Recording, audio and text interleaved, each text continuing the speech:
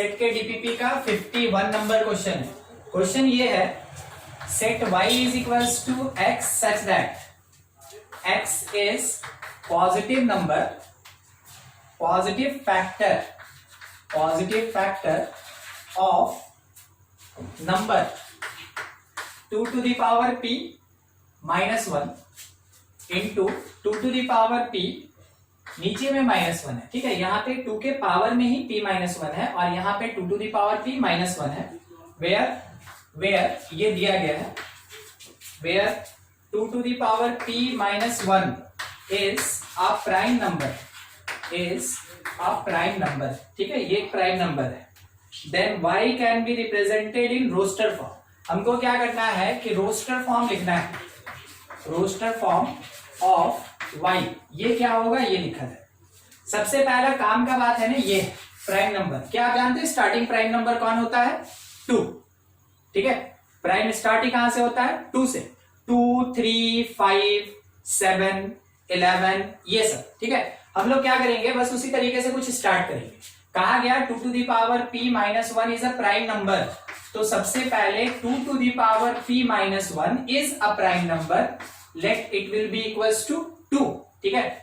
वैसे केस में अगर आप इसको सॉल्व करें तो ये 1 उधर गया, 2 to the power p is equals to 3।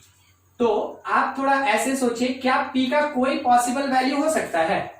यानी कि p के प्लेस पे अगर हम कोई नंबर रखें, ठीक है, p के प्लेस पे कोई नंबर रखें और वो 3 के बराबर हो जाए, कभी पॉसिबल है? कोई पॉसिबल नहीं है, ठीक है। तो p does not exist, p does not exist, वो 3 के बराबर नहीं हो सकता, ठीक है। तो ये दूसरा, और 2 to the power p -1 को हम 3 ले लिए, क्योंकि 2 के बाद प्राइम कौन आएगा? 3 आएगा, ठीक है। तो 3 ले लिए। सोचिएगा अरेंजमेंट मेरा, 1 उधर गया, 2 to the power p is equals to 4। क्या हम 4 को 2 का पावर 2 लिख सकते हैं? 4 को 2 to the power 2। अब आप इसको इसके इक्वल किए तो p का वैल्यू आपको कितना मिला? p इज इक्वल्स टू 2 मिला। समझे आप बात को? p इज इक्वल्स टू 2, ठीक है। अच्छा, जैसे p 2 मिल गया, अब एक और सोचिए, ऐसे ही आपको थोड़ा वैल्यू निकालना होगा कुछ दूर तक। 2p -1 that is equals to 5, तो 2 to the power p is equals to 6, not possible. उसके बाद 2 to the power p -1, next prime कौन होगा? 7, तो 2 to the power p is equals to 7 + 1 8, यानी 2 to the power 3। तो p का value क्या आया? 3। तो आप समझे अभी अभी क्या मिला? p2 मिला, p3 मिला, ठीक है, p4 मिलेगा, ऐसे नंबर्स मिलेगा। अब क्वेश्चन क्या कह रहा है ना, यहां तक हो गया। क्वेश्चन क्या कह रहा है कि आपको y में x को लिखना है, सेट y में x को लिखना है एज एलिमेंट, जबकि x पॉजिटिव होगा और x पॉजिटिव फैक्टर होगा इस नंबर का। तो देखिए, सबसे पहला p हमको मिला था 2, हम उसी पे बात कर रहे हैं।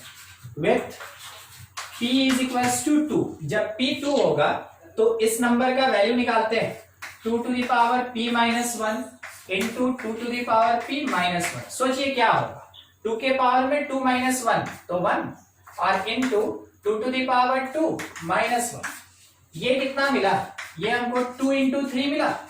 तो सोच के बताइए, x is factor of 2 into 3, therefore x is equals to क्या क्या हो सकता है? कोई आंसर दे सकता है? कोई नहीं? अच्छा ठीक है, 6 का फैक्टर बताइए हमको। हम प्राइम फैक्टर नहीं पूछ रहे, क्योंकि यहां पे कुछ नहीं बोला प्राइम, बोला x is positive factor of this number, ठीक है। 6 का फैक्टर्स कौन कौन होगा? 1 2 3 6, 1 2 3 और 6 होगा ना। तो वही बात यहां पे लिखे ना, 2 into 3 का मतलब 6 होता है, 6 तो x is factor of 6, therefore x is equals to 1 2 3 और 6। तो देखिए, एक p वैल्यू के बेसिस पे हमको x का कितना वैल्यूएशन मिला? 4। दूसरा p वैल्यू ले रहे हैं, p equals to 3। If p is equals to 3, तो ये नंबर कितना आएगा? Therefore 2 to the power p -1 into 2 to the power p -1, p के प्लेस पे 3 पुट कीजिए तो 2 का पावर 2 और into 2 to the power 3 minus 1, 2 to the power 3 minus 1। देखिए ये क्या है, ये है मेरे पास 4 और ये 8 माइनस 1 कितना 7 मीन्स 28। अब मेरा क्वेश्चन क्या कह रहा था, x is positive factor of this number और इस नंबर के प्लेस पे क्या मिला 28। Therefore x is positive factor, x is positive factor of 28। कोई बता सकता है 28 का पॉजिटिव फैक्टर क्या क्या होगा, 28 का पॉजिटिव फैक्टर क्या क्या होगा? नहीं 1 2 4 7 28 1 2 4 7 28 14 छूट गया था आपका, ठीक है। हाँ इतना। तो ये सब जब एलिमेंट हम किसी सेट के अंदर क्लोज करेंगे ना, तब कहीं जाके सेट y का फॉर्मेशन होगा। बस हम दो ही वैल्यू पे बात कर रहे हैं, उसके अकॉर्डिंग y हम लिख सकते हैं in roster form starting from 1 1 2। देखिए यहाँ पे 3 भी है, 4 5 कहीं नहीं है, 6 7 8 नहीं है, फिर है मेरे पास 14 28 ये, ठीक है। केवल दो वैल्यू के बेसिस पे हम दिए। अब आपके पास 4 ऑप्शन है, क्योंकि ये ऑब्जेक्टिव क्वेश्चन था, 4 ऑप्शन है, उसमें से देख लीजिए जो ऑप्शन आपका करेक्ट हो रहा है वो, ठीक है। बोलिए किसी को कोई डाउट है किसी टर्म को समझने में? डीपीपी में क्वेश्चन आपको कंपटीशन टाइप का मिलेगा, ठीक है, और कंपटीशन के लिए हम बोले एक से ज्यादा कॉन्सेप्ट लगेगा। तो इसमें क्या है ना कि फैक्टराइजेशन भी लग रहा है, इसमें नंबर सिस्टम भी लग रहा है और इसमें सेट का कॉन्सेप्ट भी लग रहा है, ठीक है। देख लीजिए किसी को कुछ डाउट है तो पूछ लीजिए, अदरवाइज स्क्रीनशॉट ले लीजिए, आगे बढ़ेंगे। सुबह में और कोई क्वेश्चन था? हाँ सर उसके नीचे वाला 46। Yes sir. ठीक, हटा दे इसको, हो गया ना? स्क्रीन में सर।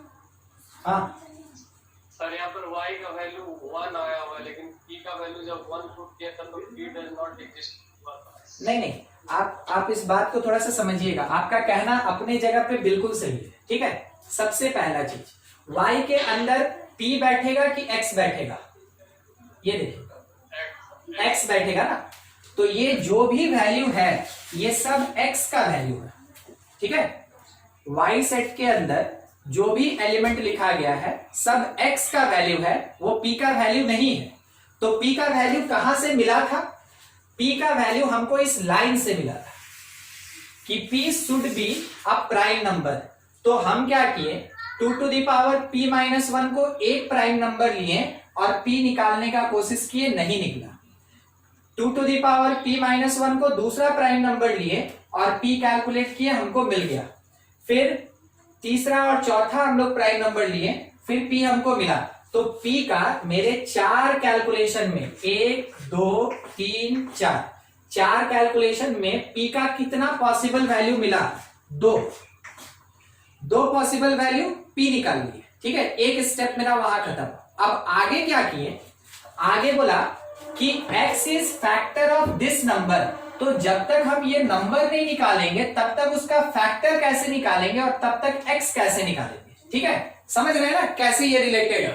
तो पहले p निकालें, फिर ये नंबर निकालें, ये नंबर निकालें और उसके बाद उसका फैक्टर निकालें, वही फैक्टर x हुआ।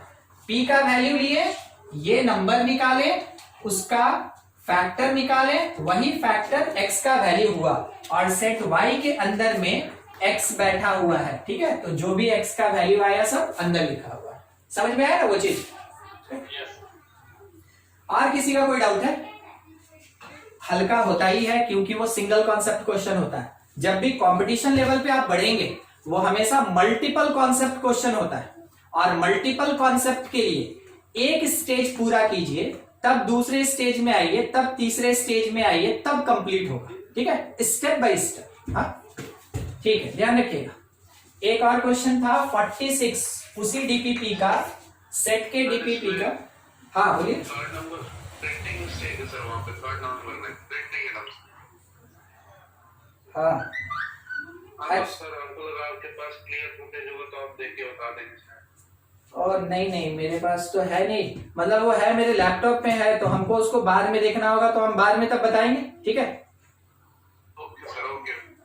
वैसे ये कोई जान, ये हमको लग रहा है ना x टू दी पावर 4 लिखा है, x to the power 4 minus 5x cube plus 2x square minus 112x plus 6 equal to 0, ठीक है। ठीक है, बता दीजिए। बता दें, बता दीजिए। ठीक है। 46 देखिए, इसका एक स्टेटमेंट 1 लिखा है।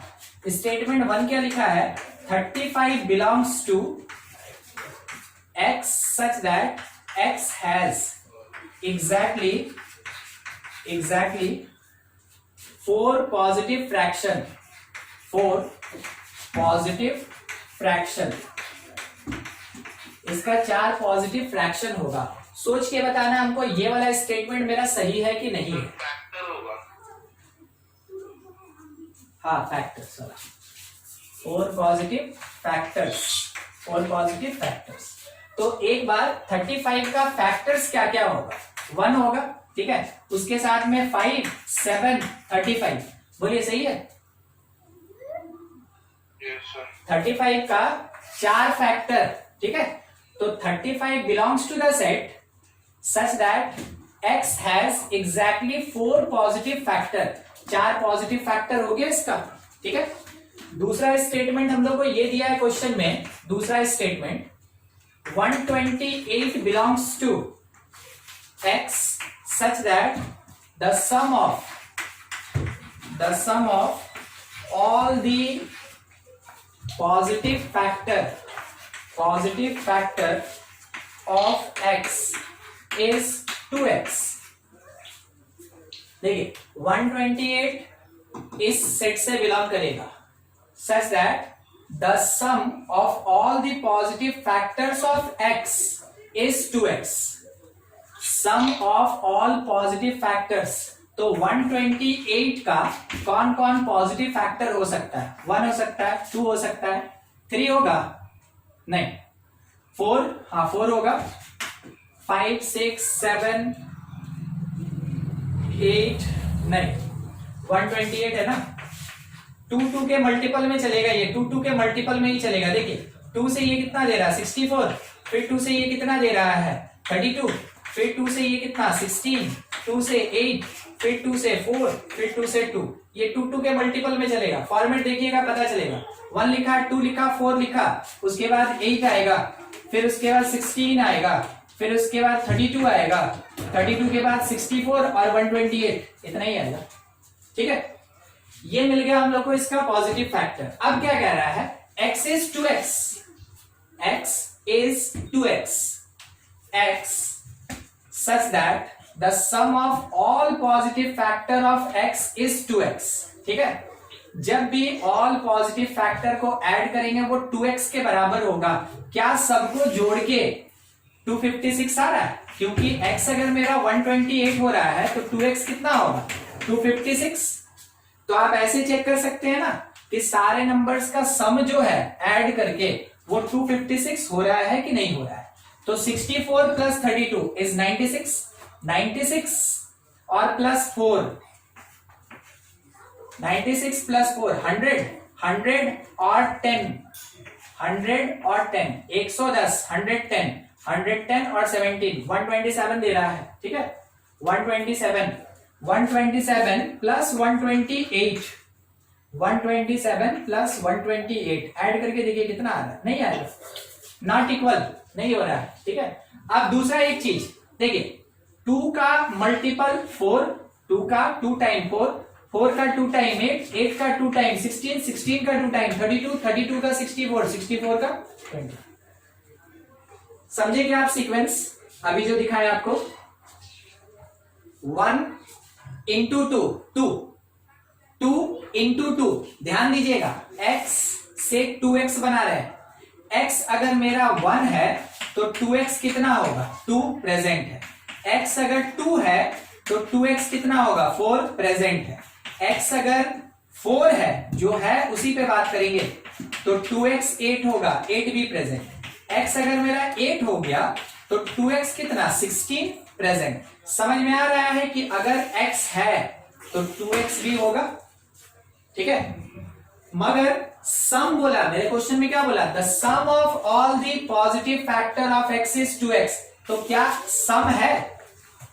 ऐड करने पे क्या 256 आया? नहीं आया, समझे ना। ऐड करने पे 256 नहीं आया, यानी कि 2 into 128 नहीं आया, ठीक है। जब भी हम 1 + 2 + 4 + 8 + 16 32 64 128 करेंगे तो ये हमको 257 दे रहा था, ठीक है, ना कि हम लोग को 256 दे रहा था। ऐसा ही कुछ नंबर था, है ना अपने पास। अब इसके बेसिस पे हम कह सकते हैं it is not equals to 256, therefore statement 2 is wrong. Second statement कैसा है? रॉन्ग है। आपको चेक करना है राइट है कि रॉन्ग है। तो सेकंड स्टेटमेंट क्योंकि इक्वल नहीं हुआ जैसा बोला गया तो ये रॉन्ग, ठीक है। आगे अगला थर्ड वाला जो दिया हुआ था, थर्ड स्टेटमेंट, हर एक स्टेटमेंट को चेक करना होगा। थर्ड स्टेटमेंट क्या दिया हुआ है कि 2 not belongs to x such that x⁴ minus 5x³ plus 2x² minus 112x plus 6 is equals to 0। देखिए कितने पावर का है ये? 4th पावर का, ठीक है। तो इस 4th पावर के लिए हम लोग को रूट्स निकालना होगा। तो जब कभी भी 4th पावर का कोई भी इक्वेशन होता है उसका 4 रूट होता है। हम लोग को रूट निकालना होगा और चेक करना होगा कि उसमें से 2 एक रूट है कि नहीं, ठीक है। 2 बाकी रूट से मतलब नहीं है, हमको केवल किससे मतलब है? 2। आप जूनियर क्लासेस में ये पढ़े होंगे अप टू 10 कि अगर किसी भी इक्वेशन का कोई रूट होता है तो वो उसको सेटिस्फाई करता है। पढ़े हैं कि नहीं?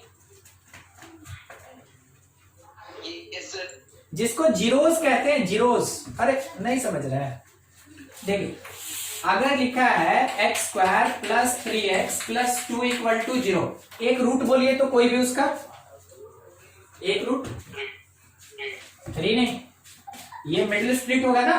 अरे यार -2 और -2 सर, -2 और -2 को उठा के इक्वेशन में पुट किए, ठीक है। x के जगह -2 पुट किए तो -2 का पावर 2, 3 × -2 + 2 सॉल्व कीजिए, 4 -6 और +2 कुल मिला के कितना आया? 0। तो जिस किसी भी x वैल्यू को इक्वेशन में पुट करने के बाद उसका वैल्यू 0 आता है, उस x वैल्यू को कहा जाता है रूट। उसी को रूट बोलते हैं, उसी को क्या कहते हैं? जीरोस कहते हैं, ठीक है। तो रूट का मतलब क्या हो गया कि जब इस नंबर को इक्वेशन में पुट करेंगे उसका वैल्यू किसके बराबर आना चाहिए? 0। तो हम यहाँ पे अगर 4th डिग्री इक्वेशन को सॉल्व करेंगे ना, वो काफी टाइम लेगा, काफी बड़ा होगा।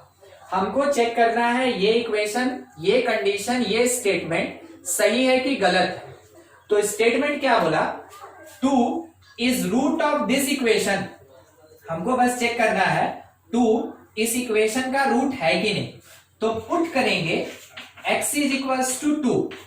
जैसे हम x के जगह पे 2 पुट किए तो 2 का पावर 4 कितना होता है? 16 माइनस 5 × 2 का power 3 8 plus 2 × 2 to the power 2 4 minus 112 × 2 और प्लस 6। बस इसको सॉल्व करके वैल्यू निकालना है। देखिए प्लस वाला ले रहे हैं, 16 + 8 24 और प्लस 6 30। माइनस वाला चेक कीजिए, माइनस वाला, ठीक है। तो ये 40 और -224 40 और 224 कितना हो गया? 264। अच्छा इसमें से ये सब्ट्रैक्ट हुआ, कितना मिला? -234। क्या -234 0 के इक्वल है? Is not equal to 0। अगर वो 0 के बराबर नहीं आया तो आप ये कह सकते हैं कि x = 2 is not root of this equation. और अगर ये रूट नहीं हुआ इसका मतलब ये गलत है। समझ रहे मेरी बात को? थर्ड वाला सबको समझ में आया? कह रहा है कि 2 जो है वो इस इक्वेशन का रूट होना चाहिए। हम पुट किए वो 0 नहीं आया। अगर वो 0 नहीं आया तो हम बोलेंगे कि वो रूट नहीं है, और अगर रूट नहीं है तो इक्वेशन या कंडीशन क्या होगा, गलत हो जाएगा। ठीक है, अब फोर्थ कंडीशन बचा है, 4 ऑप्शन मतलब 4 क्वेश्चन, सब हम लोग को चेक करना पड़ेगा। फोर्थ देखिए, फोर्थ नंबर जो है क्वेश्चन वो क्या है, 5 does not belongs to 5 does not belongs to x such that x is a prime factor of 180.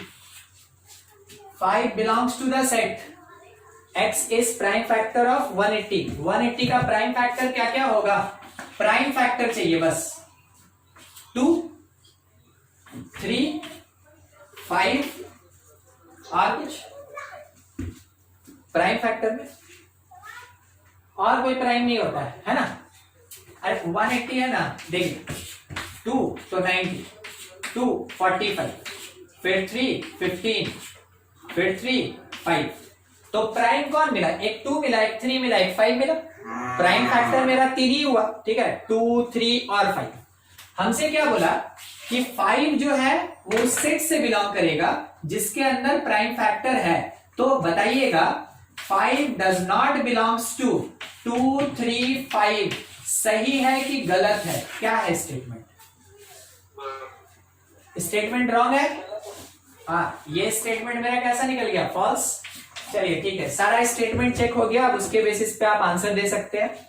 देखिए इस क्वेश्चन में क्या था ना, 4 क्वेश्चन एक साथ दिया हुआ था, हर एक छोटा छोटा जो पॉइंट है वो अपने आप में एक क्वेश्चन था, सबको अलग अलग सॉल्व किए हम लोग, और उसमें से देखे कि कौन ट्रू हो रहा है और कौन फॉल्स हो रहा है, बस आपको यही काम करना था। ठीक है, कोई डाउट है तो पूछ लीजिए इसमें से।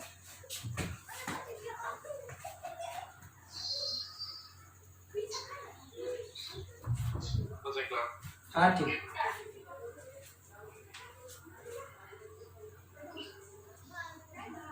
फोर्टी 45 देखिएगा, उसी डीपीपी का 45 नंबर क्वेश्चन है, उसी डीपीपी का 45 नंबर क्वेश्चन, सेट के डीपीपी का क्वेश्चन क्या है ना, set x such that x to the power 4 minus 5x square plus 6 equal to 0 as x belongs to real number in roster form is x। मतलब इसका हमको roster form लिखना है। ठीक है, इसका रोस्टर फॉर्म क्या होगा, तो क्या कह रहा है कि ये वाला जो पार्ट है, ठीक है, ये 0 के बराबर है, तो हमको इसका रूट्स निकालना होगा। अब अगर 4th डिग्री का कोई इक्वेशन है और उसका रूट्स निकालना है तो क्या तरीका होता है, सबसे पहले तो हीट एंड ट्रायल कर लें, और नहीं तो बाई क्वाड्रेटिक बना लें।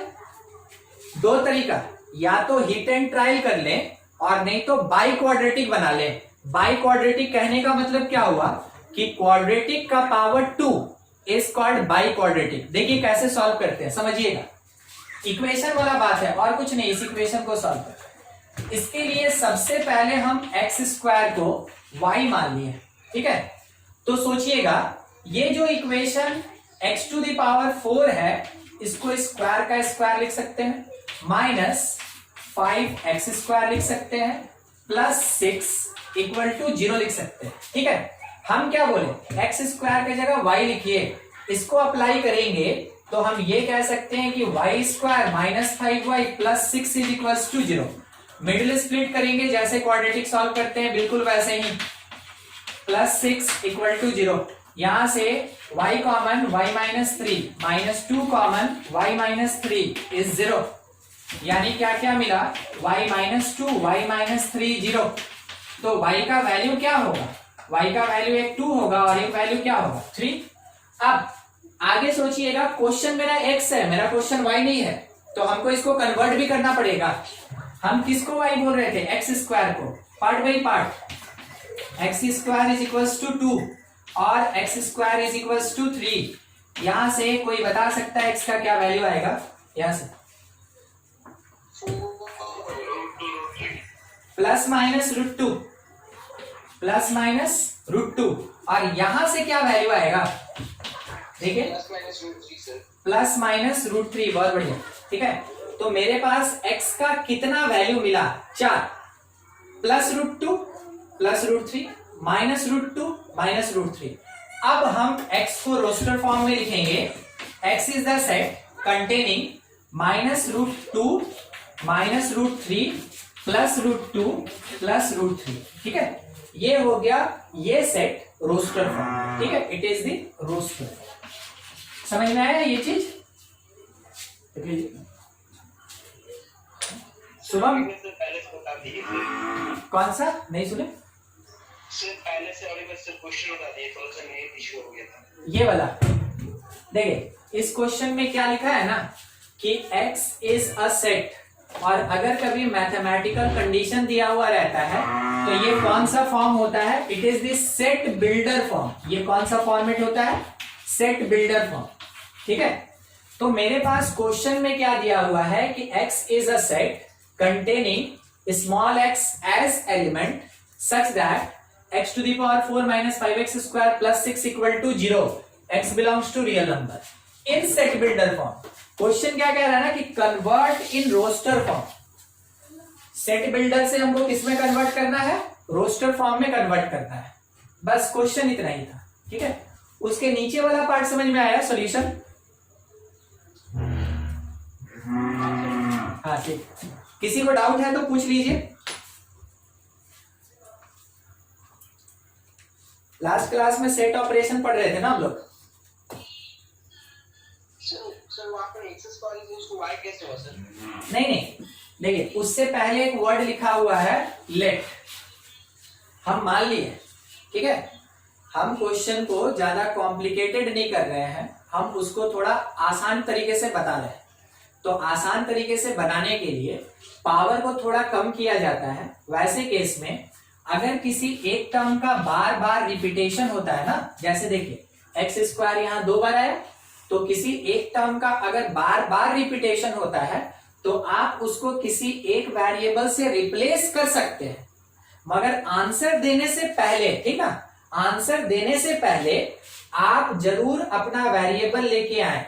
हम क्या किए, एक्स स्क्वायर को y माने, हम y के बेसिस पे सॉल्व किए, हम y का वैल्यू भी निकाल लिए। ठीक है, मगर उसके बाद मेरा स्टेटमेंट क्या था कि मेरे क्वेश्चन में y नहीं है, तो जब हम इस y को एक्स स्क्वायर में कन्वर्ट किए तब जाके हम अपना final answer in terms of x provide कर रहे हैं। समझे ना? तो जब भी कॉम्प्लिकेटेड पार्ट होता है तो उसको थोड़ा सॉल्व करने के लिए, उसको थोड़ा सा हल्का बनाने के लिए, सिंप्लीफाई करने के लिए हम लोग किसी एक रिपीटिंग पार्ट को किसी दूसरे वेरिएबल से रिप्लेस कर सकते हैं, मगर फाइनल आंसर अपना जो वेरिएबल क्वेश्चन में दिया है उसी वेरिएबल के बेसिस पे आंसर देंगे। समझे ना? यहां बस अज्यूम किए थे, हटा दिए थे और कुछ नहीं। ठीक है, हाँ, हटा दें इसको। अब हो गया ना? Yes sir. उसमें से कुछ क्वेश्चन बनाए थे, मिला था क्या? नहीं, ट्राई किया, नहीं बना। हाँ, एक क्वेश्चन बोलिए ना तो हम उसी से बताना स्टार्ट करते हैं। नहीं तो और तो लॉज है अभी बताने के लिए। है कुछ क्वेश्चन? चलिए ठीक, हम लोग सेट के लॉ में सबसे पहला जो पढ़े थे, ठीक है, हम लोग पढ़ रहे थे सेट लॉज।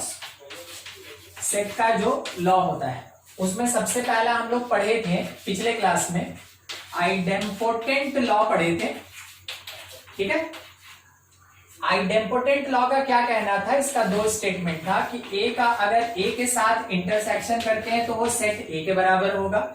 इंटरसेक्शन मतलब क्या होता है? Common part. और दूसरा हम लोग पढ़े थे कि सेट ए का अगर ए के साथ यूनियन करते हैं तो वो सेट ए के बराबर होता है। तो इंटरसेक्शन या यूनियन सेम सेट का किया जाए तो वही सेट आंसर होता है। इसमें प्रूफ भी बता दिए थे आपको। दूसरा हम लोग पढ़े थे identity law. Identity law, identity law में पहला स्टेटमेंट क्या पढ़े थे हम लोग कि ए का अगर यूनियन किया जाता है फाई के साथ तो ये आंसर ए देता है। और दूसरा कि ए का, सेट ए का अगर इंटरसेक्शन निकाले यूनिवर्सल सेट से तो वो सेट ए के बराबर होता है। यूनिवर्सल सेट कौन सा सेट होता है?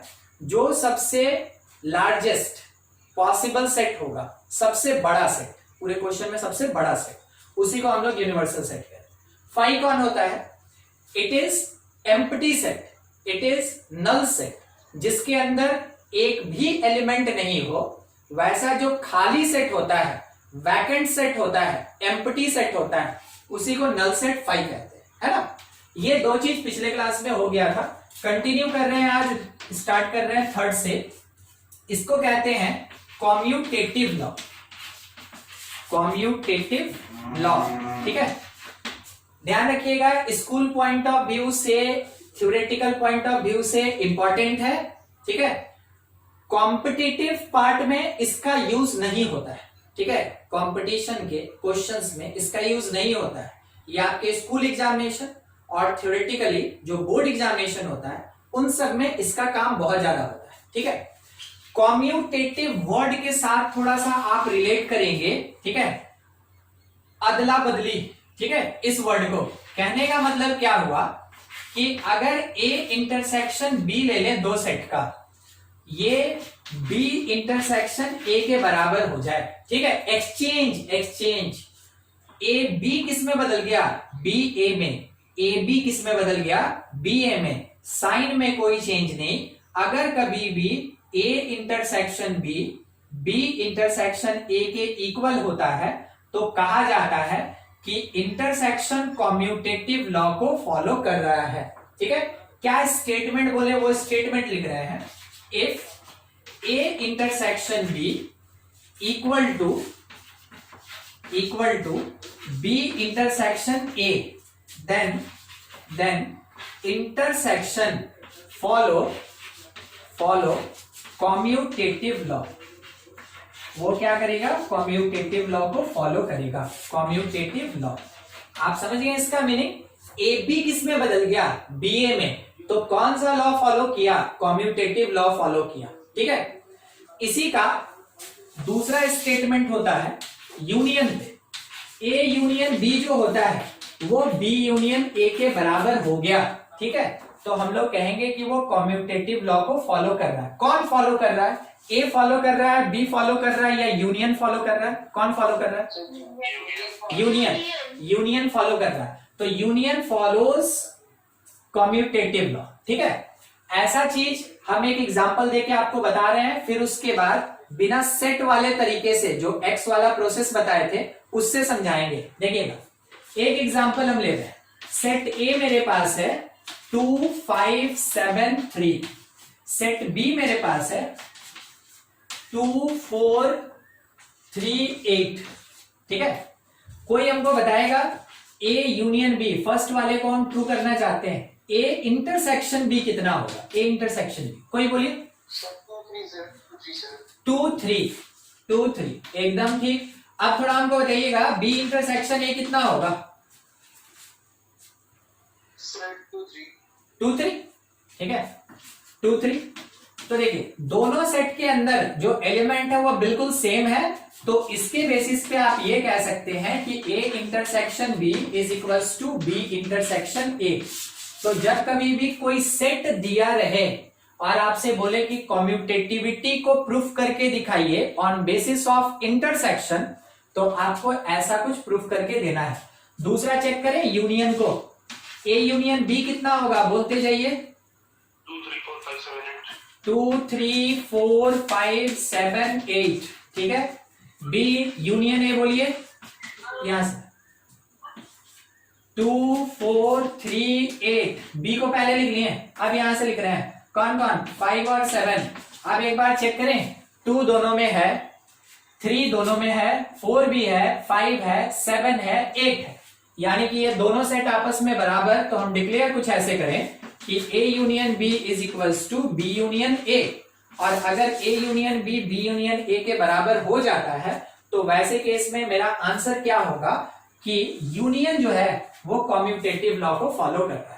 तो जब सेट दिया रहेगा, आपको प्रूफ करने बोलेगा कॉम्यूटेटिव लॉ को, तो आपको पता चल गया किस तरीके से प्रूफ करेंगे, ठीक है। एक क्वेश्चन आपके लिए दे रहे हैं, थोड़ा लिखिएगा और सॉल्व करके दिखाइएगा, ठीक है।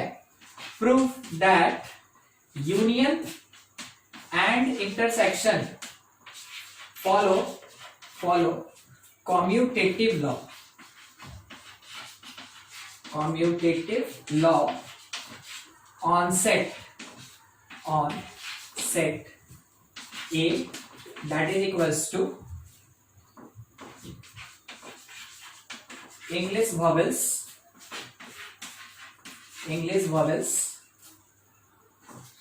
B equal to set of English alphabet before H, ठीक है। H से पहले का जो इंग्लिश अल्फाबेट होगा वो है सेट बी में, और जो इंग्लिश वॉवेल्स होगा वो है सेट ए में। इन दोनों सेट के बेसिस पे आपको बताना है कि यूनियन और इंटरसेक्शन कॉम्यूटेटिव लॉ फॉलो करता है कि नहीं करता है, चेक करके दिखाना है, ठीक है। समझ में आया ना? किसी को सेट में कोई दिक्कत? ए क्या है? इंग्लिश वॉवेल्स का सेट, और बी क्या है? English alphabet before H, not including H, before H, ठीक है।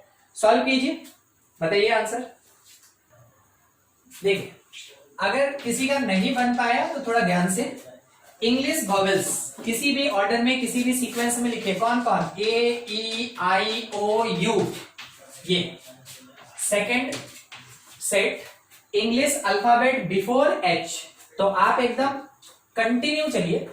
ए, B, C, D, E, F, before H, not including H. इतना हो गया। पहला काम मेरा, सबसे पहला ए यूनियन बी निकाल।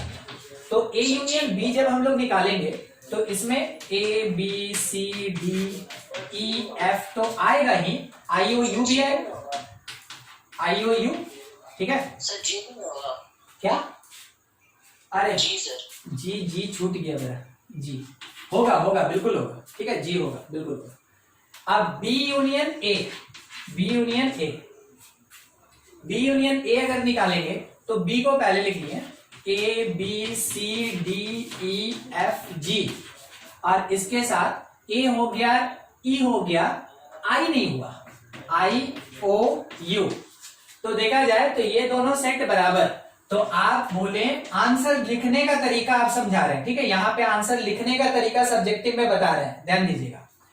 आप मेंशन करेंगे since A union B equals to B union A, therefore union follow या सेटिस्फाइड कॉम्यूटेटिव लॉ, ठीक है। Commutative law. जब भी आप सब्जेक्टिव आंसर देंगे ना तो आपको स्टेटमेंट कुछ इतना क्लियर कट लिखना है कि सामने जो टीचर बैठेंगे उनको समझ में आना चाहिए कि आप ये किए हैं तो आप बताना क्या चाहते हैं, ठीक है। जब तक उनको क्लियर नहीं होगा तब तक आपको फुल मार्क्स नहीं मिलता है। तो सब्जेक्टिव में मार्क्स उठाने के लिए आपको स्टेटमेंट के साथ चलना होगा। मैथमेटिक्स में भी बहुत सारा ऐसा चैप्टर है जो थ्योरेटिकल होता है, यहाँ पे केवल अलजेब्रा नहीं है, आपके पास थ्योरेटिकल भी मिलेगा, ठीक है। तो आपको थ्योरी को स्टेटमेंट में अच्छे से रिप्रेजेंट करना है ताकि सामने वाले टीचर को समझ में आए और वो आपको मार्क्स दे पाएंगे, ठीक है। ऑब्जेक्टिव में तो कुछ लेना देना नहीं है, कितना सजा के लिखना है, क्या करना है, एक लाइन में खत्म कीजिए, 2 लाइन में कीजिए, जितना शॉर्ट हो सके उतना शॉर्टकट में खत्म कीजिए, ठीक है। तो यू फॉलो और सेटिस्फाइड कॉम्यूटेटिव लॉ हो गया। दूसरा ए इंटरसेक्शन बी, तो दोनों का कॉमन क्या हो रहा है? ए है और क्या है? ई है, उसके अलावा और कुछ नहीं मिला, ठीक है ना। और जब हम लोग बी इंटरसेक्शन ए निकालेंगे ये भी क्या आएगा? ए ई ही आएगा। तो हम लोग ये कह सकते हैं कि A intersection B is equals to B intersection A, therefore intersection follow commutative law, ठीक है। ये क्या करेगा? कॉम्यूटेटिव लॉ को फॉलो करेगा, फॉलो कॉम्यूटेटिव लॉ, ठीक है। तो कॉम्यूटेटिव लॉ हम लोग किसको बोलते हैं? जब कभी भी ऑर्डर चेंज कर दिया जाए, यानी ए बी को बी ए बना दिया जाए, उस टाइम में भी अगर रिजल्ट पे कोई इफेक्ट नहीं पड़ता है, दोनों पार्ट आपस में इक्वल रहता है, उसी को कहा जाता है कॉम्यूटेटिव लॉ, ठीक है, बोलिए इसमें कोई दिक्कत नहीं, किसी का अगर बाय द वे फंसा होगा इसलिए हम बना दिए, बाकी तो ज्यादातर बन ही गया होगा। नेक्स्ट प्रोसीड करें।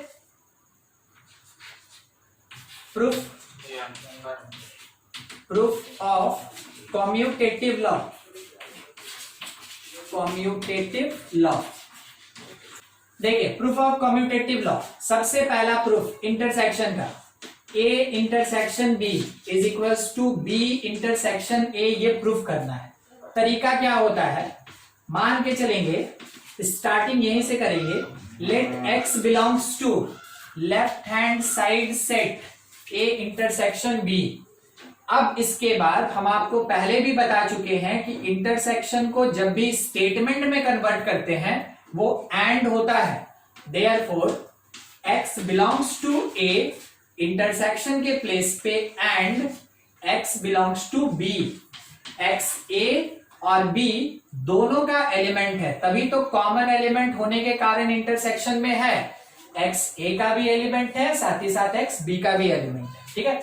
इसके बेसिस पे देयरफॉर स्टेटमेंट का तरीका समझिएगा, ठीक है, जो जनरल हम लोग लाइफ में यूज करते हैं।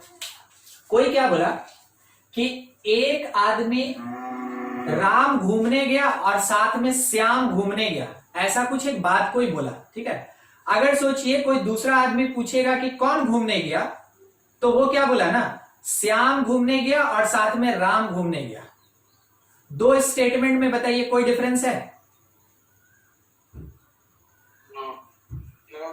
नहीं, दोनों बोलने में तो सेम है। आदमी क्या कंक्लूजन निकालेगा कि दोनों लड़का राम और श्याम घूमने गया। अब चाहे किसी का भी नाम पहले ले लीजिए, किसी का भी नाम बाद में ले लीजिए, जाने वाला तो वही दो आदमी है, बस उसी तरीके से, ठीक है। अब देखिएगा क्या होता है, एक्स ए का एलिमेंट है, साथ ही साथ एक्स बी का एलिमेंट है, ट्रू। हम ये बोले एक्स बी का एलिमेंट है और साथ ही साथ एक्स ए का एलिमेंट है। अगर फर्स्ट ट्रू है तो बोलिए सेकंड ट्रू होगा कि फॉल्स होगा? ट्रू होगा। दोनों एक ही बात है, बस आगे पीछे को पीछे आगे कर दिया गया, ठीक ना। 1 2 को 2 1 बना दिए, ए बी को बी ए बना दिए, बात वही है, ठीक है। तो एक्स उसी का एलिमेंट है, तो ये एलिमेंट ट्रू हो गया। चलिए ये स्टेटमेंट ट्रू हो गया। सोचिएगा, therefore x belongs to b, and को इंटरसेक्शन लिखें कि यूनियन लिखें या कुछ और लिखें? इंटरसेक्शन A, ठीक है।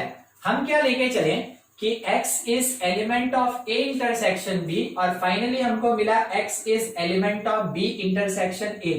दोनों सेट का सेम एलिमेंट, तो दोनों सेट आपस में बराबर होगा, therefore A intersection B exactly equals to B intersection A होगा, ठीक है। हो गया प्रूफ। दूसरा आप खुद से करेंगे, प्रूफ करके दिखाइए, खुद से करेंगे बिल्कुल इसी तरीके से। Proof that A union B is equals to B union A। कोई बताएगा यूनियन के लिए कौन सा वर्ड यूज करते हैं हम लोग? और। चलिए ठीक है, एकदम वैसे ही प्रूफ कीजिए, पहले प्रूफ कीजिए, बाद में नोट कीजिए या स्नैप लीजिए। पहले हो गया कंप्लीट, ओके। देखिए ज्यादा बड़ा कुछ नहीं, स्टार्ट ही करेंगे। Let x belongs to A union B, therefore x belongs to A और x बिलोंग्स टू B। इसी स्टेटमेंट को रिवर्स ऑर्डर में लिखेंगे, x बिलोंग्स टू B और x बिलोंग्स टू A, और बाद में इस और को यूनियन में कन्वर्ट कर देंगे, therefore x belongs to B union A। Finally x उसी सेट का एलिमेंट निकला जो कि A यूनियन B हुआ करता था, तो इसके कारण डिक्लेरेशन हो गया A union B is the set equals to B union A, ठीक है। देख रहे कितना छोटा सा चीज है, बेसिक पार्ट ऐसे ही छोटा चलेगा, अभी यही पार्ट है ना बड़ा हो जाएगा, ठीक है। हम लोग अभी 2 में देखें, एकदम आराम से 2-3 स्टेप में बन गया। आपको सीखना होता है यहीं से, अप्लाई करना होता है बड़े चीज पे, ठीक है। देखिए नेक्स्ट पे आते हैं, ये तो हो गया था ना एसोसिएटिव लॉ, ये अपना 4th होगा, ठीक है।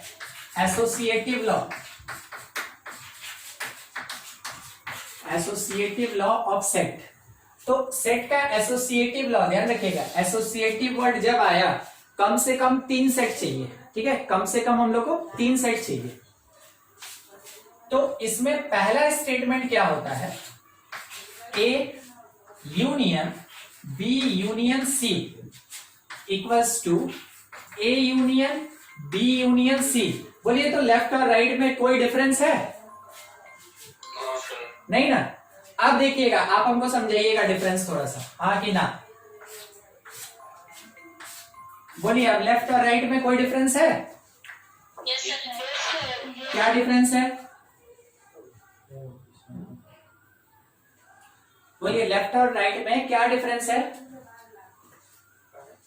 Sir LHS side B union C है और आरएचएस में ए यूनियन बी है। मतलब आप ये कह रहे हैं ना कि प्रायोरिटी चेंज हो गया। बोर्ड मास पढ़े थे, बोर्ड मास है ना, उसके अकॉर्डिंग आप ये चीज जानते हैं कि ब्रैकेट का काम पहले होता है, ब्रैकेट का काम पहले होता है। तो लेफ्ट हैंड साइड में हम प्रायोरिटी किसको दे दिए? बी यूनियन सी को, बी और सी को। और राइट हैंड साइड में हम प्रायोरिटी किसको दे दिए? ए और बी को। आप इसी सेंस में बोले ना कि अब जाके ये दोनों डिफरेंट हो गया सर, ठीक है। क्यों? क्योंकि लेफ्ट का प्रायोरिटी बी और सी का है और राइट का प्रायोरिटी किसका है? ए और बी का है, ठीक है। तो जब कभी भी प्रायोरिटी चेंज करने के बाद रिजल्ट पे कोई इफेक्ट ना पड़े, उसको कहते हैं एसोसिएटिव लॉ, ठीक है। तो जब कभी भी प्रायोरिटी को चेंज करें, पोजीशन को चेंज करें और उसके साथ रिजल्ट में कोई भी इफेक्ट ना पड़े, तो जाके कहा जाता है यूनियन फॉलोज एसोसिएटिव लॉ, ठीक है। It mean union of sets follow associative law, ठीक है। ये इस लॉ को फॉलो करता है, ठीक है। अब इसी को हम प्रूफ करके दिखा रहे हैं पहले, फिर दूसरे पे चलेंगे, ठीक है। इसका जो प्रूफ होगा, हम ये मान के चलते हैं कि लेट एक्स बी। आप सोच के बताइए, एल से स्टार्ट करें कि आर से स्टार्ट करें? एल हम एलएचएस को बोल रहे हैं, आर आरएचएस को बोल रहे हैं, किधर से स्टार्ट करें? आपकी मर्जी, बोलिए। कोई साइड? लेफ्ट से ही करें? चलिए ठीक है। x belongs to A union B union C. हम ये मान के चले कि x जो है वो इस सेट का एलिमेंट है, तो इसके कारण क्या होगा? Therefore x belongs to A union का क्या होगा? और x बिलोंग्स टू पूरा का पूरा ब्रैकेट b यूनियन c, ठीक है। बाद में इसको भी ओपन कर देंगे। Therefore x belongs to set A और x belongs to set b और इसके लिए और x belongs to set c, ठीक है। आपको ये चीज समझ में आया ना? इस यूनियन की जगह ये वाला और लगा है और इस वाले यूनियन के जगह पे यहां वाला और लगा है, ठीक है। ये इसके प्लेस पे लगा है, ये इसके प्लेस पे लगा है, ठीक है, ऐसा। अब देखिए, सब चीज इक्विवेलेंट, x a का एलिमेंट है या x b का एलिमेंट है या x c का एलिमेंट है, ठीक है। अगर कोई हमसे ये बोले कि x जो है ना वो a या b का एलिमेंट है, हम बोलेंगे सही बात है, ठीक है। इन दोनों को प्रायोरिटी मिल गया, इन दोनों को प्रायोरिटी मिल गया, इसका जो और था वो यूनियन में कन्वर्ट हो गया पहले स्टेज में, ठीक है। उसके बाद और का और x बिलोंग्स टू c। अब लास्ट मेरे पास कोई चांस बचा नहीं, तो इस वाले और को यूनियन में कन्वर्ट करेंगे। Therefore x belongs to a union b union c। इस बार क्या हुआ? और जो था वो यूनियन में कन्वर्ट हो गया, ठीक है। ये वाला और यूनियन में कन्वर्ट हो गया। अगर हम इस लाइन को और इस लाइन को देखें तो दो सेट ऐसा जिसका सेम एलिमेंट, तो दोनों सेट आपस में बराबर होगा।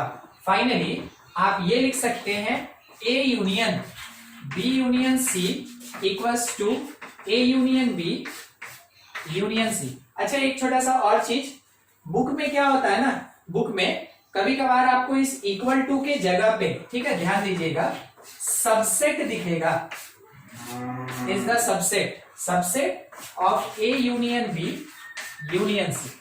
तो चाहे ये लिखा रहे ये लिखा रहे, दोनों एक ही मीनिंग होगा, ठीक है। सेट के केस में इक्वल टू है मतलब एग्जैक्टली इक्वल टू, और उसको हो सकता है कि आपको बुक या क्वेश्चन में थोड़ा सा घुमाने के लिए सबसेट दिया हुआ रहे।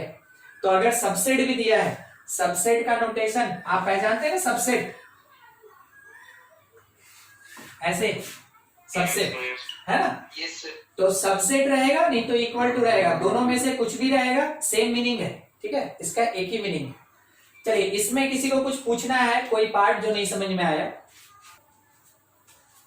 ठीक है, जिसका बन गया बहुत बढ़िया, जिसका नहीं बन पाया एक बार देख लें, A intersection B intersection C that is equals to, बहुत बढ़िया, A intersection B intersection C, follow commutative law, बस ये प्रूव करना है हमको। हम लोग स्टार्ट ही करेंगे, लेट एक्स बिलोंग्स टू, इस बार राइट हैंड साइड से कर रहे हैं, A intersection B intersection C, इसको ओपन किया जाएगा, x belongs to A intersection B, सबसे पहले ब्रैकेट के बाहर वाला खुलेगा, और x बिलोंग्स टू c, उसके बाद ये इंटरसेक्शन खुलेगा, बिल्कुल सही आप बोले हैं, एंड होगा क्योंकि इंटरसेक्शन था, x belongs to a and x belongs to b and x belongs to c, पूरा ओपन हो गया।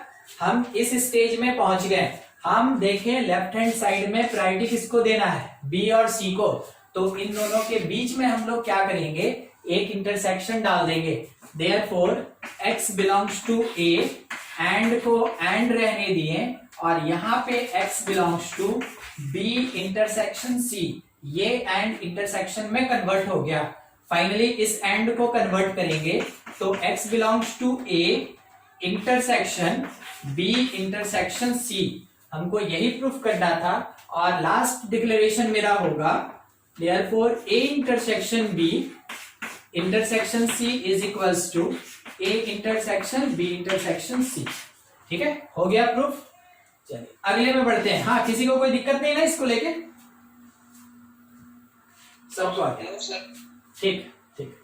चलिए अगला था एसोसिएटिव हुआ 4 में, 5वें पे बढ़ते हैं, इज कॉल्ड डिस्ट्रीब्यूटिव लॉ। देखिए डिस्ट्रीब्यूशन जैसे होता है ना, कोई चीज किसी के ऊपर डिस्ट्रीब्यूट हो जाता है, बस वैसा ही होता है डिस्ट्रीब्यूटिव लॉ। डिस्ट्रीब्यूटिव लॉ के बारे में हमेशा ध्यान रखिएगा, 2-3 जगह और आता है अदर देन सेट, ये लॉ और 2-3 जगह पढ़ा जाता है। डिस्ट्रीब्यूटिव लॉ में क्या होता है, 2 डिफरेंट टाइप का नोटेशन होगा, और एक नोटेशन दूसरे के ऊपर डिस्ट्रीब्यूट होगा, एक नोटेशन दूसरे पे डिस्ट्रीब्यूट होगा, इसलिए इसको डिस्ट्रीब्यूटिव लॉ कहते हैं। समझिएगा कैसे, मेरे इस बात को थोड़ा ध्यान से सुन लीजिएगा।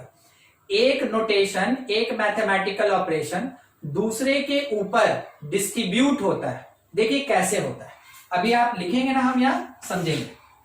लिखा है A union B intersection C, एक यूनियन और एक इंटरसेक्शन, 2 अलग अलग मैथमेटिकल ऑपरेशन, 2 अलग अलग साइन आया डिस्ट्रीब्यूटिव में, इसको लिखा जा सकता है A union B intersection A union सी।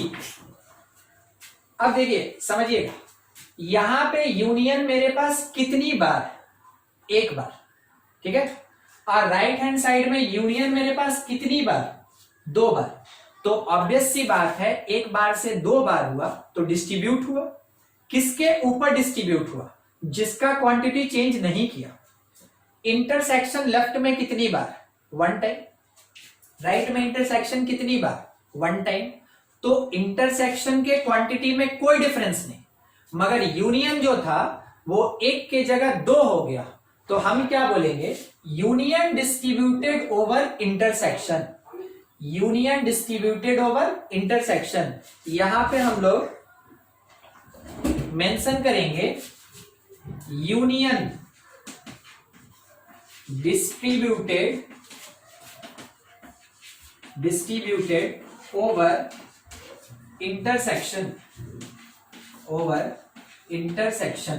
ठीक है। यूनियन डिस्ट्रीब्यूट हुआ इंटरसेक्शन के ऊपर। आप थोड़ा सोच के बताइएगा, कोई भी अगर लिखा है ए माइनस बी इंटरसेक्शन सी, हम क्या लिख सकते हैं बोलिए तो?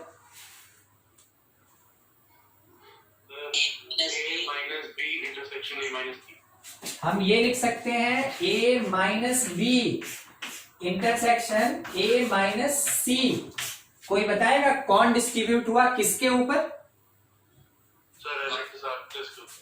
आप इसको बोलेंगे डिफरेंस और इंटरसेक्शन, कौन किस पे डिस्ट्रीब्यूट हुआ? डिफरेंस इंटरसेक्शन पे। हाँ, डिफरेंस डिस्ट्रीब्यूटेड ओवर इंटरसेक्शन, क्योंकि डिफरेंस वन टाइम है, इधर डिफरेंस टू टाइम है, इंटरसेक्शन वन टाइम है, इंटरसेक्शन वन टाइम है। स्टेटमेंट मेरा क्या होगा कि डिफरेंस डिस्ट्रीब्यूटेड ओवर इंटरसेक्शन, ठीक है, वो इंटरसेक्शन के ऊपर डिस्ट्रीब्यूट हुआ है। अब एक और इसी में C A intersection B union C, क्या लिखेंगे? ए इंटरसेक्शन बी और यूनियन ए इंटरसेक्शन सी। कौन किस पे डिस्ट्रीब्यूट हुआ? Intersection distributed over union. उसके बाद एक बी, वो वाला बी का A intersection B minus C, क्या लिख सकते हैं? ए इंटरसेक्शन बी और माइनस ए इंटरसेक्शन सी, ठीक है। कौन किस पे डिस्ट्रीब्यूट हुआ? Intersection distributed over difference.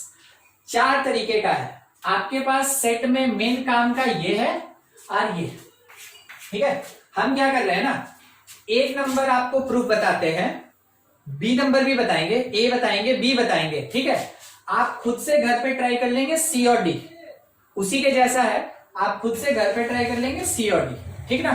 ये आपके लिए प्रूफ होमवर्क रह गया, ए और बी हम बता रहे हैं। तो यहां से प्रूफ ऑफ ए नंबर जो है उसका प्रूफ बता रहे हैं। स्टार्टिंग ही करेंगे, let x belongs to A union B intersection C, ठीक है।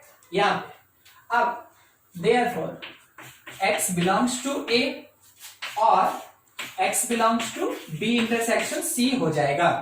Therefore x belongs to A और x बिलोंग्स टू बी, यहां and x belongs to C. अब देखिए इसी बात को हम 2 बार बोल सकते हैं। क्या बोला वो सुनिएगा।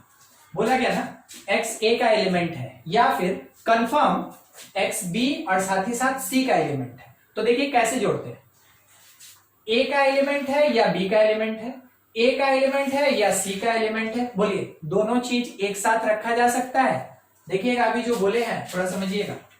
Therefore x belongs to a और x belongs to b and repetition of this statement, x belongs to a और उसी में हम यहीं पे एडजस्ट करना चाहेंगे और x belongs to c। देखिए बोलिए तो कौन किस पे डिस्ट्रीब्यूट हुआ अभी इस लाइन में? कौन? और हाँ, और डिस्ट्रीब्यूटेड ओवर एंड। अगर किसी को पढ़ने में दिक्कत होगा ना बोलिएगा, थोड़ा मैथमेटिक्स है ना तो जल्दी जल्दी में निकल जाता है कुछ वर्ड। तो और डिस्ट्रीब्यूटेड ओवर एंड, और डिस्ट्रीब्यूटेड ओवर एंड। अब रोटेशनल फॉर्म में कन्वर्ट करेंगे। Therefore x belongs to a union b and x belongs to a union c, ठीक है। और फाइनली इस एंड को इंटरसेक्शन में कन्वर्ट किया गया, x belongs to a union b intersection a union c हो जाएगा। अब मेरे पास स्टेटमेंट है कि x जो है वो इस सेट और इस सेट दोनों का एलिमेंट है, तो दोनों बराबर होगा। देयरफॉर यहां से a union b intersection c equal to a union b intersection a union c, ठीक है। देखिए कैसे प्रूव हुआ। मगर हम आपको सजेशन क्या देंगे ना, हम आपको सजेशन देंगे कि आप जब इस C को प्रूव कीजिएगा तो आप RHS से चलिएगा। आपको याद होगा पिछले क्लास में भी हम ये बात बोले थे कि जब भी हम लोग प्रूफ करते हैं ना, वैसे केस में जो ज्यादा लेंदी क्वांटिटी होता है उसको छोटा करने का कोशिश करते हैं, वो आसानी से हो जाता है। ठीक है, हम ऐसा नहीं बोल रहे कि उसी से ही बनाइएगा, मतलब मेरी तरफ से एक सजेशन है कि जब आप सी बनाने जाएंगे तो आप आरएचएस से स्टार्ट कीजिएगा, एलएचएस लेके आइएगा, आराम से बन जाएगा। ठीक है, बोलिए किसी को कोई दिक्कत है इस ए के प्रूफ में? ठीक है, आप इस बी के लिए A minus B intersection C equals to A minus B intersection A minus C, ये हो जाएगा। ठीक है, ये हमको प्रूफ करना है। हाँ, तो हम कहां से किधर से स्टार्ट करें?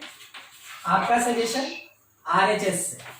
x belongs to a minus B intersection a minus C. अब हम स्टेटमेंट लिखना चाहते हैं। अच्छा, यहाँ पे आप देयरफॉर भी डाल सकते हैं, इंप्लाइज भी डाल सकते हैं। ठीक है, देयरफॉर या इंप्लाइज दोनों में से कोई भी नोटेशन, उसके लिए कोई दिक्कत नहीं। हाँ, x belongs to a minus B and x belongs to a minus C, ये हो जाएगा। अब थोड़ा सा सोच के बताइएगा, a माइनस बी का मतलब a का एलिमेंट होता है क्या b का भी एलिमेंट होता है? नहीं सर। तो a का होगा b में नहीं होगा, a का होगा b में नहीं होगा। तो हम स्टेटमेंट क्या लिखेंगे? x belongs to a and, ध्यान से, and x not belongs to b। x a का एलिमेंट है मगर x b का एलिमेंट नहीं है। क्यों नहीं है? क्योंकि यहां माइनस लगा हुआ है। ठीक है, इसलिए नहीं है। आगे, and x belongs to a, sir and कौन सा है? ये वाला, ये वाला यस। ये वाला आया ना। देखिए, बहुत स्ट्रिक्ट तरीके से बोला गया कि x a का एलिमेंट होगा मगर b का एलिमेंट नहीं होगा। ठीक है, आप ये समझते हैं ना, एंड जो होता है वो दो स्टेटमेंट को जोड़ देता है कि दोनों होगा, स्ट्रिक्टली होगा। और जो होता है वो बीच बीच में छोड़ देता है, या तो ये हो सकता है या नहीं भी हो सकता है। ठीक है, तो और पे उतना ज्यादा इंटेंसिटी नहीं मिलता है, एंड पे बहुत ज्यादा इंटेंसिटी मिलता है। ठीक है, तो जब कभी भी माइनस रहेगा तो and not belongs to, minus रहेगा तो एंड नॉट बिलोंग्स टू। समझ में आ गया? ठीक है, हाँ। अच्छा, यहां पे भी वही काम करेंगे, and x not belongs to c, x not belongs to c। ठीक है, अब देखिए कौन सा बात यहां पे कॉमन चल रहा है, कौन सा बात कॉमन चल रहा है, बोलिए तो। x बिलोंग्स टू a, एकदम सही। तो हम ये लिख सकते हैं therefore x belongs to a। उसके साथ बोला कि x does not belongs to b and does not belongs to c। तो हम यहां पे and x does not belongs to b and x does not belongs to c। देखिए, a b a c अलग अलग था, a का एक बना दिए और b c का एक छोड़ दिए। अगर हम इस वाले पार्ट को, ठीक है, एंड के साथ नॉट को जोड़ेंगे, ध्यान से, एंड के साथ नॉट को जोड़ेंगे, एंड के साथ नॉट को जोड़ेंगे तो वो डिफरेंस दिखाएगा। डिफरेंस बोलिए, हाँ जी, डिफरेंस दिखाएगा ना। अब मेरे पास एंड के साथ नॉट, मगर ये दोनों क्या बोल रहा है थोड़ा समझिएगा। हाँ, दोनों क्या बोल रहा है समझिएगा, समझना है इसमें। Belongs to B, x belongs to c। इसके लिए x belongs to b intersection c। यहां से यहां सही की गलत, बोलिए हाँ कि ना, सही की गलत, यहां से सही है। ठीक है, अगर ये ऐसे तो हम बोलेंगे s। ठीक है, सही की गलत, सही। अब देखिए यही चीज यहां लिखा हुआ है, यही वाला चीज। ठीक है, जितना बॉक्स बनाया है ना बस उतने का बात कर रहे हैं, बाहर का बात नहीं कर रहे हैं, क्योंकि बाहर में बिलोंग है, यहां नॉट बिलोंग है। हम नॉट बिलोंग्स टू को नॉट बिलोंग्स टू से रिलेट करना चाहते हैं, यही वाला चीज यहां लिखा हुआ है। तो अगले स्टेटमेंट में अगर हम चाहें तो हम ये लिख सकते हैं कि x belongs to a and x does not belongs to b intersection c। ठीक है, बस यहां से यहां लेके आना था हमको, उसी के लिए हम समझा रहे थे आपको। अब कुछ नहीं करना है, बस इस वाले एंड को, एंड नॉट को नेगेटिव कर देना है। तो हम लिख सकते हैं x belongs to a and not मतलब माइनस b इंटरसेक्शन। ठीक है, एंड नॉट यहां पे भी दिखाए थे ना आपको, जहां आप पूछे थे हमसे, शुभम अभी हमसे पूछा था जो, एंड नॉट माइनस के लिए यूज हुआ था, एंड नॉट माइनस के लिए। तो जब एंड नॉट रहेगा माइनस लगा देंगे। अब ये स्टेटमेंट सेम, तो फाइनलाइजेशन करेंगे। Therefore a minus b intersection c is equals to this part a minus b intersection a minus. समझ में आया किसी को कोई दिक्कत? ये हो गया प्रूफ। ठीक है, यहां पे हम लोग प्रूफ कर दिए, प्रूफ स्टेटमेंट। बोलिए कोई ऐसा पार्ट जो समझने में थोड़ा दिक्कत हुआ हो तो। दो ही जगह पे नॉट लगता है, एक कॉम्प्लीमेंट में और एक माइनस में। ठीक है, तो कॉम्प्लीमेंट अब बस इसके बाद ही आ रहा है, कॉम्प्लीमेंट वाला भी जो प्रूफ करना होता है। इसमें देख लीजिए, किसी को कोई डाउट है तो पूछ लीजिए, नहीं तो आप स्क्रीनशॉट ले लें, नोट कर लें, आगे बढ़ेंगे। देखिए नेक्स्ट, अभी कौन सा नंबर था हम लोग का? 5 या 6 था? 5 नंबर, 5 था। ठीक, 6th नंबर, इसको कहते हैं डिमॉर्गन्स लॉ। डिमॉर्गन्स लॉ, देखिए डिमॉर्गन का क्या कहना है, इसका पहला स्टेटमेंट ये होता है कि A यूनियन B का whole complement that is equals to A complement, bracket open हुआ, A कॉम्प्लीमेंट यूनियन इंटरसेक्शन में बदलेगा B कॉम्प्लीमेंट। ठीक है, दूसरा स्टेटमेंट क्या है कि A इंटरसेक्शन B का whole complement that is equals to A complement, और इंटरसेक्शन किस में चेंज हो जाएगा? यूनियन में। कोई हमसे ये डाउट भी पूछा था कि सर इसको निकालना है, और क्वेश्चन वाला क्या किया था ना कि ऐसा ही दे दिया था, तो वो पढ़े नहीं थे तो उस समय कुछ बोले। ठीक है, देखिए अगर A यूनियन B का होल कॉम्प्लीमेंट होता है तो ब्रैकेट ओपन करके इंडिविजुअल कॉम्प्लीमेंट लगाएंगे तो यूनियन कन्वर्ट होगा इंटरसेक्शन में, और इंटरसेक्शन कन्वर्ट होगा यूनियन में। इसमें से फिर से एक पार्ट हम प्रूव करके दिखा रहे हैं, और दूसरा आपके लिए होमवर्क रह जाएगा। आप चूज कीजिए हम कौन सा प्रूफ करते हैं, फर्स्ट कि सेकंड, कौन सा? फर्स्ट वाला। ठीक है, चलिए देखिए, फर्स्ट वाले के लिए प्रूफ बता देते हैं। x बिलोंग्स टू, ठीक है, x belongs to left side A union B whole complement. तो हम क्या बोलेंगे कि x does not belongs to, देखिएगा x does not belongs to A union B। क्यों?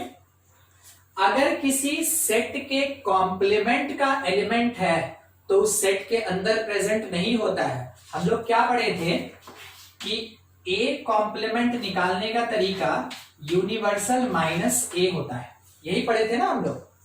तो अगर कोई भी एलिमेंट यूनिवर्सल माइनस A में है, यानी A कॉम्प्लीमेंट में है, तो वो कभी भी उस सेट के अंदर नहीं होगा।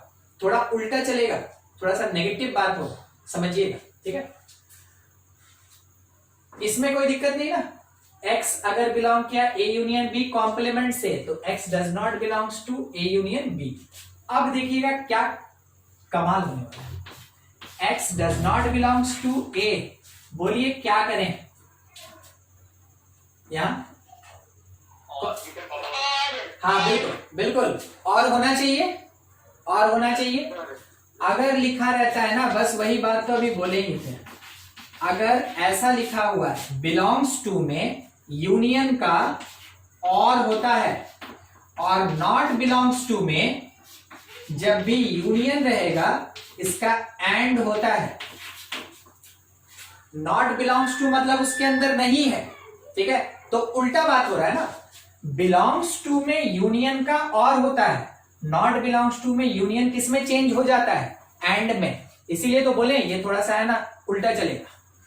देखिए बिलोंग्स टू था, अगर हम यूनियन को लिखते हैं तो और लिखते हैं, नॉट बिलोंग्स टू है तो यूनियन को हम क्या लिखेंगे, एंड लिखेंगे, and x does not belongs to b। ठीक है, x ना तो a में है ना ही b में है। अब इसी बात को थोड़ा ट्रू कीजिए, x अगर a में नहीं है, x अगर a में नहीं है तो क्या x a के कॉम्प्लीमेंट में है, होगा कि नहीं? नहीं अरे हाँ ठीक है, ठीक है, जो समझ गया बहुत बढ़िया, जो नहीं समझे थोड़ा सा वेन डायग्राम से फिर से, क्योंकि स्टेटमेंट समझ में आना चाहिए आपको। ठीक है, ये सेट ए है मेरा। हाँ, अब सोचिए अगर x a में है तो क्या वो a कॉम्प्लीमेंट में होगा, हाँ कि ना? बोलिए, x अगर a में है, a मतलब ये गोला, ठीक है, तो क्या वो a कॉम्प्लीमेंट में होगा? नहीं होगा, नहीं होगा। तो x यहां पे बिलोंग कर गया a से, तो x does not belongs to a complement. ठीक, अब देखिए ये मेरा सेट a है, ये मेरा सेट a है और x यहां पे है, x कहां है? a कॉम्प्लीमेंट में। ठीक है, तो हम ये लिखेंगे कि x belongs to a complement, तो x does not belongs to a, x मेरा इस खाली जगह में है, तो क्या इस भरे वाले जगह में है? नहीं है। तो x अगर a कॉम्प्लीमेंट में है तो क्या x a में है? नहीं है। बोलिए ये दो स्टेटमेंट आपको समझ में आए कि नहीं? तभी हम आगे बढ़ सकते हैं। उसमें किसी को कोई दिक्कत है? चलिए कोई बात नहीं, ठीक है, नहीं है। अब देखिएगा x a में नहीं है, सेकंड वाला स्टेटमेंट का सेकंड लाइन देखिएगा, x a में नहीं है तो x a कॉम्प्लीमेंट में होगा, एंड x b में नहीं है तो x किस में होगा? x किस में होगा? b complement. अब समझिएगा ये बिलोंग्स टू है, ये बिलोंग्स टू है, तो एंड किस में चेंज होगा? नहीं, देखिए, हाँ, नॉट बिलोंग्स टू में यूनियन एंड था, नॉट बिलोंग्स टू में यूनियन एंड था, बिलोंग्स टू में एंड किस में चेंज होगा? इंटरसेक्शन में। ठीक है, इंटरसेक्शन में चेंज होगा। देखिएगा यहां तो बोले ना बिलोंग्स टू में यूनियन को और कहते हैं, नॉन बिलोंग्स टू में यूनियन को एंड कहते हैं। x belongs to a intersection b है तो इसको हम लोग एंड कहते हैं, और अगर x not belongs to a intersection b है तो इसको हम और कहेंगे। एक्चुअली में ये नाइदर नॉर कहलाता है, मगर और का ही सेंस देता है। तो देखिए क्या होता है कि अगर यहां पे यूनियन था बिलोंग्स टू में तो और, नॉट बिलोंग्स टू में यूनियन एंड हो जाएगा, बिलोंग्स टू में intersection and, not belongs to में इंटरसेक्शन नाइदर नॉर होता है। ठीक है ना, उसी बात को ध्यान में रख के बिलोंग्स टू है, बिलोंग्स टू तो एंड किस में चेंज होगा? इंटरसेक्शन में। हम क्या लिखेंगे? x belongs to a complement intersection b complement. अब देखिए ये और ये स्टेटमेंट दोनों x कंटेन कर रहा है, तो कहा जा सकता है therefore a union b whole complement is equals to a complement intersection b complement. ठीक है, डिमॉर्गन नाम के साथ आता है और ये बहुत जगह एप्लीकेबल होता है, और आपको बस ये ध्यान रखना है ना कि कभी भी ओवरऑल नॉट लगा रहेगा तो वो यूनियन को इंटरसेक्शन में कन्वर्ट करेगा, इंटरसेक्शन को यूनियन में कन्वर्ट करेगा। ठीक है,